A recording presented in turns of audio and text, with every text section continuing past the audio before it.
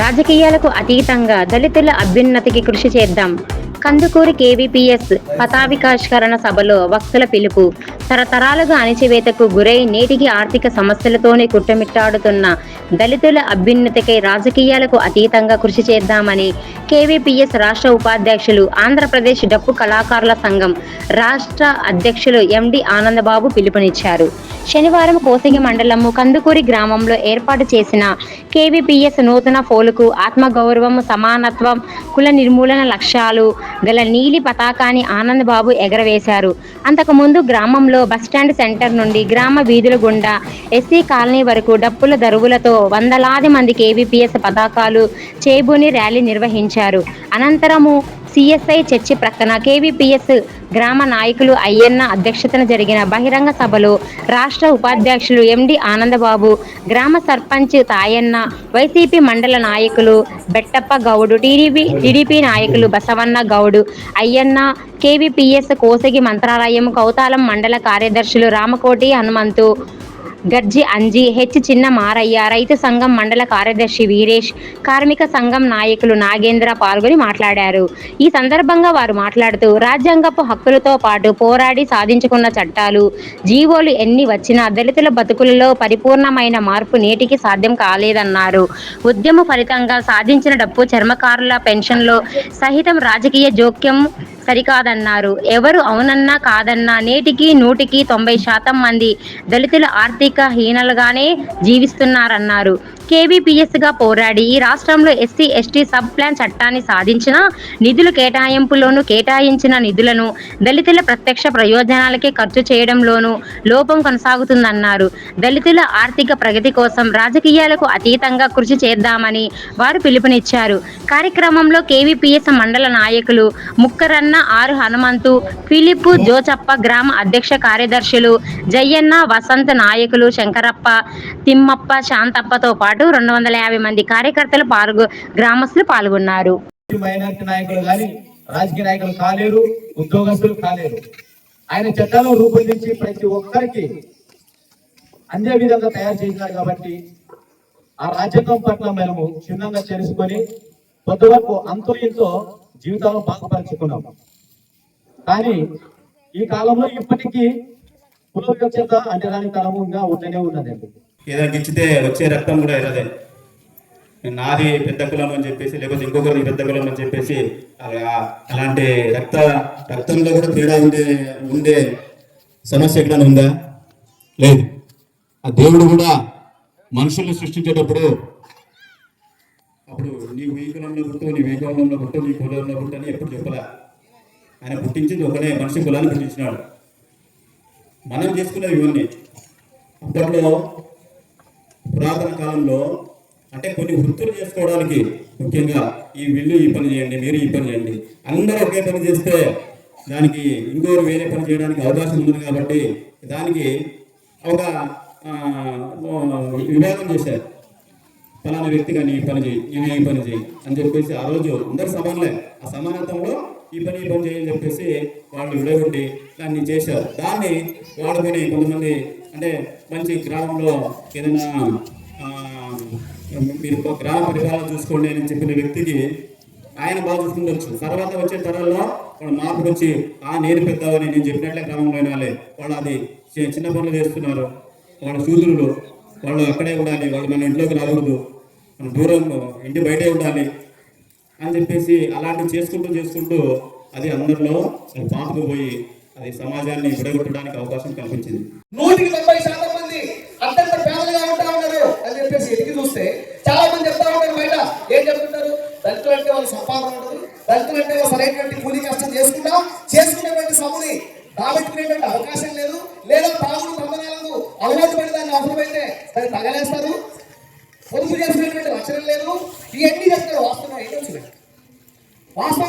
నేను కూడా అంగీకరిస్తాను. అయితే ఇలాంటి రూపాయలకైనా ఉంటే అలాంటి రూపాయలను మానుకొని అవసరమైతే మానుకొనేసే పొదుపు చేసుకోవాలి, పిల్లల్ని చదివించుకోవాలి, ఆర్థికంగా కూడబెట్టుకోవాలి, ఉన్నతమైన స్థితికి పోవాలనేటువంటి ప్రయత్నమే చేయాలి. నేను ఇంకో మాట చెప్తున్నాను ఇక్కడ.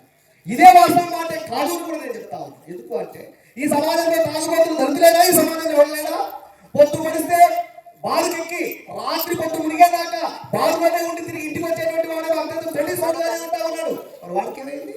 వాడు ఎందుకు పెరగలేడు? ఎందుకు ఆ రకంగా అత్యంత దుర్మార్గమైన హీనమైన స్థితికి నెట్టబడలేదు? అంటే మనం గుర్తుపెట్టుకోవాల్సింది అంటే ఈ సమాజమే నిలబోకుండా కొన్ని వందల సంవత్సరాల పాటు మూలం పెట్టింది. మనం చూస్తున్నాం ఇప్పుడు 40 ఏళ్ళు దేశానికి స్వాతంత్రం వచ్చి 77 సంవత్సరాలు అయింది. ఈ దేశంలో రాజ్యాంగం అమల్లోకి వచ్చి 74 సంవత్సరాలు అయింది. 77 సంవత్సరాల కంటే ముందు ఎవరు రాజ్యాధికారంలో ఉన్నారు? బ్రిటిష్ వాళ్ళు, మొఘలులు, వాళ్ళకంటే తర్వాత రాజులు. ఆ రాజుల కాలంలో ఈ దేశంలో రాజ్యాంగంగా ఏది అమల్లో ఉంది? మను ధర్మశాస్త్రం అనేటువంటిది అమల్లో ఉంది. మను ధర్మశాస్త్రం ప్రకారం దళితులకు ఏమైనా హక్కులు ఉన్నాయా? దళితులు చదివితే నీ నాలుగు కోసం చదువు వింటే, చాటు నుండి చదువు వింటే నీ శివుడు సీసం పోస్తాం. ఇది చట్టం. 100 ఏళ్ల సంవత్సరాల పాటు ఈ దేశంలో అమలులో ఉన్నటువంటి చట్టం ఇది. నాకు చదివే లేదు, నాకు జ్ఞానమే లేదు, నాకు ప్రశ్నించే తత్వమే లేదు, ఇంకెక్కడ నేను డెవలప్ అవుతాను? నేను ఎవరు కూడా దళితులు కూడా సొంత భూమి ఉండడానికి వీల్లేదు, చదివే లేదు, భూమి ఎక్కడిది?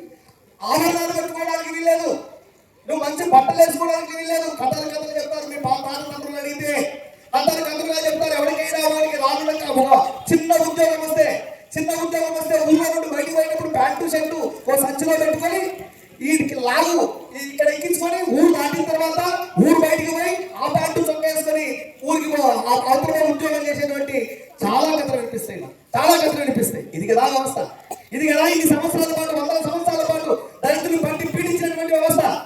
100 సంవత్సరాలు పీడించిన తర్వాత ఈ 77 సంవత్సరాల స్వతంత్ర భారతదేశంలో 74 సంవత్సరాల రాజ్యాంగం అమలు తర్వాత అమలు చేసేటువంటి పాలకులంతా ఆధిపత్య వర్గాలై అమలులో కూడా అనేక రకాల లోపాలుండి, కాబట్టి నీ బతుకు బాగలేదు, నీ కష్టం బాగలేదు, నువ్వు తాగుతున్నావు, నువ్వు పొదుపుగా లేవు అని చెప్పేసి నాపై నిలబడడం ఎందుకు? అవల్ల పక్కన పెడితే మేము లెక్కలు తీసాం. రాజ్యాంగం వల్ల ఇచ్చిన తర్వాత ఏదైతే ఈ దేశంలో ఈ రాష్ట్రంలో బడ్జెట్ సమావేశాలు మనకు జరుగుతాయి, అందరికీ తెలుసు. ప్రతి బడ్జెట్ సమావేశాల్లో లెక్కలు పెడతారు. లెక్కలు పెట్టేటప్పుడు అన్నిటికీ బడ్జెట్ కేటాయిస్తారు. దుర్మార్గం ఏమంటే కేటాయించింది ఎవరికంటే అది దళితులకు మాత్రమే, గిరిజనులకు మాత్రమే అని చెప్పేసి ఒక పెద్ద యుద్ధమే చేసింది ఈ రాష్ట్రంలో. 2006 నుండి 2017 దాకా ఒక పెద్ద పోరాటం చేస్తే దేశం వైపు తిరిగి చూసేలాగా ఎస్సీ చట్టమైనటువంటి దాన్ని ఈ రాష్ట్రంలో సాధించుకున్నాం. మరి ఎందుకు చట్టం వచ్చింది? అంతకంటే ముందు చట్టం ఎందుకు లేదు? చట్టం ఏం చెప్తుంది? చట్టం చెప్పేది ఏమంటే నీవెంత అయితే నాకెంత, నేనెంతైతే నాకెంత, నా జనాభా ఎంతైతే ఉంటుందో ఆ జనాభా ప్రాతిపదికన బడ్జెట్లో నిధులు కేటాయించాలి, కేటాయించిన డబ్బులు డైవర్ట్ చేయొద్దు, నాకే ఖర్చు పెట్టాలి అని చెప్పేటువంటి డిమాండ్. అది దుర్మార్గం కాదా ఇది? ఇలాంటి డిమాండ్ కోసం మొదటి దాకా 2013 దాకా ఆలోచించాల్సినటువంటి పరిస్థితి, అనుకోవాల్సినటువంటి పరిస్థితి 2013 దాకా ఉంది కదా. 2013 తర్వాత కదా నీకు బడ్జెట్లో డబ్బులు కేటాయించిన డబ్బులు కూడా చాలా అనాథమైన డబ్బులు కేటాయించారు.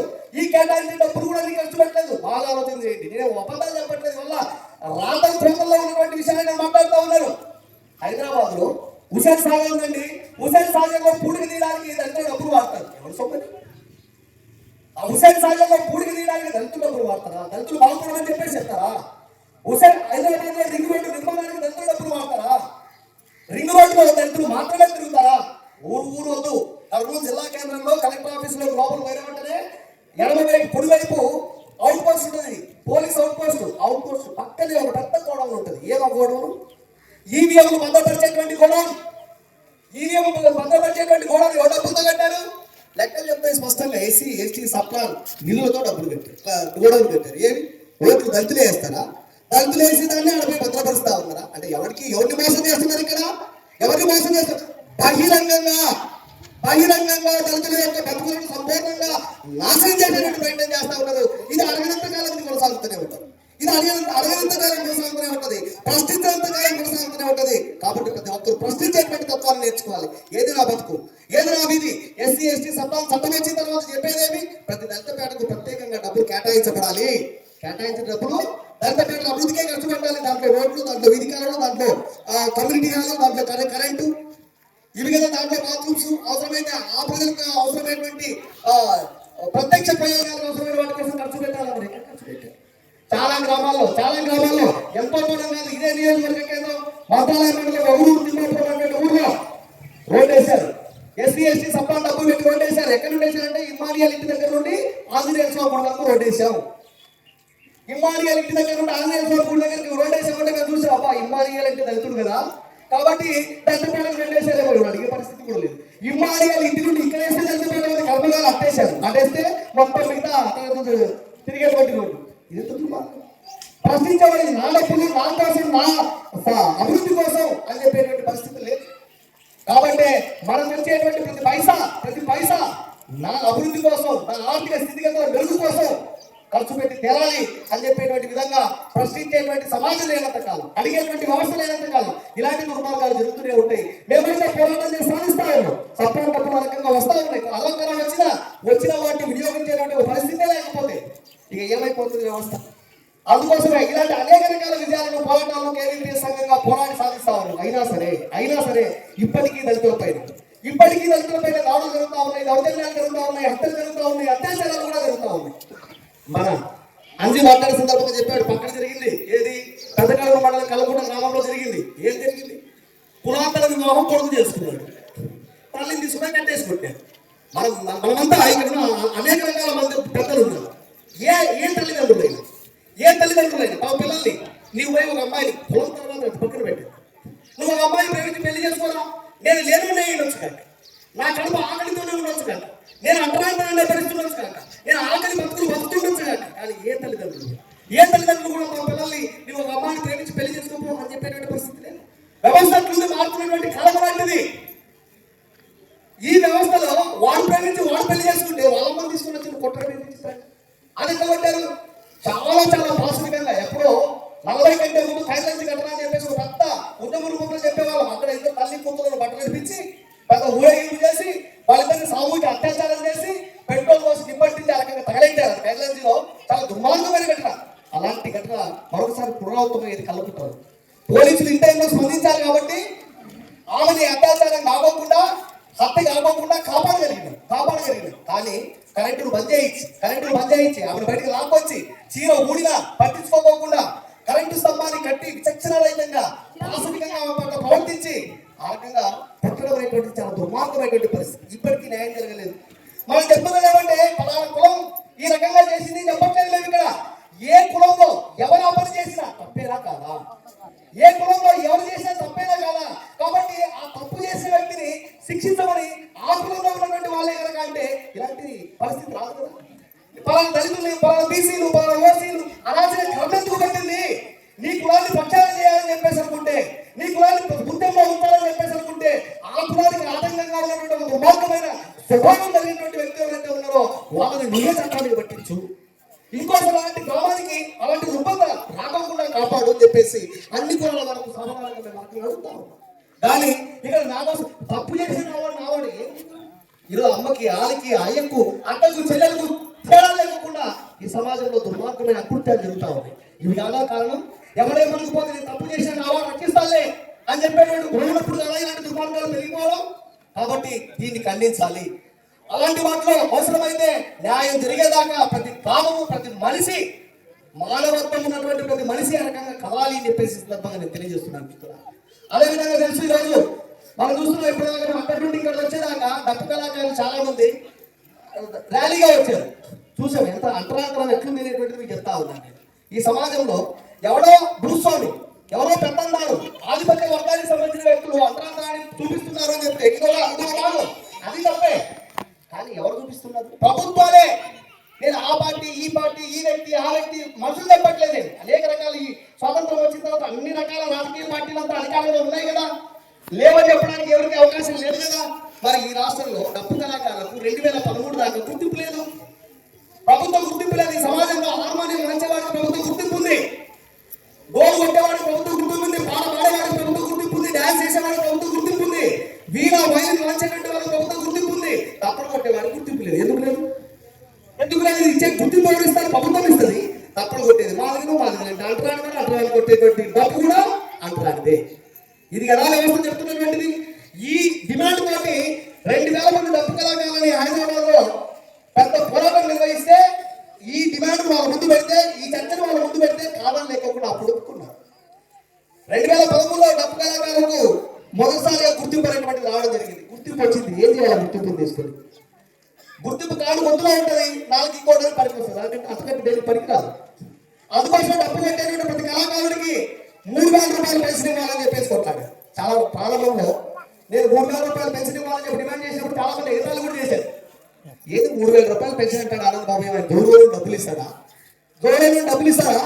కాబట్టి ఈయనేమో చక్కగా నీట్ గా ఇన్షర్ట్ వేసుకుంటాడు, బూట్ వేసుకుంటాడు, అవసరమైతే తప్ప వేసుకుని ముందు పెట్టుకుంటాడు అని చెప్పేసి చాలా మంది ఎగతాలు కూడా చేస్తే నేను చాలా మందికి చెప్పారు. ఈ తప్ప వేసుకుని బతికేటువంటి ఏ ఒక్కరు కూడా ఇప్పుడు ఐఏఎస్ ఐపీఎస్ అయ్యేటువంటి అవకాశం లేదు. ఎందుకంటే అందరూ 50 సంవత్సరాలు 60 సంవత్సరాలు 70 సంవత్సరాలు వల్ల ఆ వృత్తిలో ఉంటా ఉన్నారు. నేను అవన్నీ కొత్త వాళ్ళు ఈ వృత్తిలోకి రమ్మని చెప్పట్లేదు, కానీ కొత్త వారు ఈ వృత్తిలోకి రాకుండా ఉండాలంటే ఈ వృత్తి చేసినట్టు వాడు కడుపు నిండా తిండి తినాలి కదా, ఆ కడుపు నిండా తిని తన పిల్లల్ని చదివించుకోవాలి కదా, వాళ్ళకి అవకాశాన్ని కల్పించాలి కదా. ఆ అవకాశమే లేకుండా వాళ్ళకి ఏ రకమైనటువంటి బుద్ధి ఇవ్వకుండా చాలా నాట్యం చేసేటువంటి ప్రయత్నం చేస్తా ఉంటే కబడ్డారు 3,000 రూపాయలు డబ్బు కళాకారులకు పెన్షన్ ఇవ్వాల్సిందే, చెప్పులు కుట్టే వాళ్ళకి 3,000 రూపాయలు పెన్షన్ ఇవ్వాల్సిందే అని చెప్పి డిమాండ్ చేశాం. ఏ రూపంలో చేశాం? ప్రభుత్వం ముందు చర్చ పెట్టావు. ఈ రోజు గవర్నమెంట్ మాకు తెలియదు దేనికి ఎంత వస్తుంది అనేటువంటిది. అప్పుడు 200 రూపాయలు కదా వచ్చింది పెన్షన్, మనకు 3,000 వచ్చేటప్పుడు పెన్షన్, అందరికి 200 రూపాయలు పెన్షన్ వచ్చేది, అందరికి 200 వచ్చేటప్పుడు 3,000 చాలా కొద్ది కన్ను పెద్దవైపోయింది. ఎందుకంటే ఎందుకు దళితులు ఏంది 3,000 ఏంది పెన్షన్ ఏంది చెప్పేటువంటిది వాస్తవం. అప్పటికే మనకు ఎవరికి తెలియదు. కథాకళి ఆడేవాడికి, కూచిపూడి ఆడేవాడికి, భరతనాట్యం ఆడేవాడికి 3,000 రూపాయలు పెన్షన్ అప్పటికే ఇస్తా ఉన్నాం. ఇది కూడా తెలియదు. మరి వాళ్ళ కళాకారులు వాళ్ళు 3,000 ఇస్తారు, రెక్కలు లేని వాడు, పక్కలు వెళ్ళినవాడు, ఒంటిపైన శరీరం పైన సరైన చొక్కా లేనటువంటి వాడు, బతికేటువంటి అవకాశం లేనటువంటి వాడు, అలాంటి వాడికి 3,000 రూపాయలు పెన్షన్ వ్యక్తమవుతుందని చెప్పేసి ప్రభుత్వం ముందు జరిగినటువంటి చర్చల్లో పెడితే ఒక్క మాట కూడా నేను మాట్లాడలేకపోయింది గవర్నమెంట్. అది కాదు ఒక్క మాట అనలేకపోయారు. సరే అండి వాస్తవమే, నేను ప్రభుత్వం ముందు పెడతామని చెప్పేసి చెప్పాను. ప్రభుత్వం ముందు పెట్టారు, ఒప్పుకున్నారు. పెన్షన్ వచ్చింది 2019లో మనకి. ఇది ఎవరో దృష్టిగా ఇచ్చింది కాదు, ఎవరో అప్పటికప్పుడు ఇష్టపడి దళితులంటే ప్రాముఖ్యించినటువంటిది కాదు. సుదీర్ఘమైనటువంటి పోరాటంలో ఈ రాష్ట్రంలో చరిత్ర సృష్టించి ఆ రకంగా డప్పు కళాకారులకు పెన్షన్, చర్మకారులకు పెన్షన్ మనం సాధించుకున్నాం.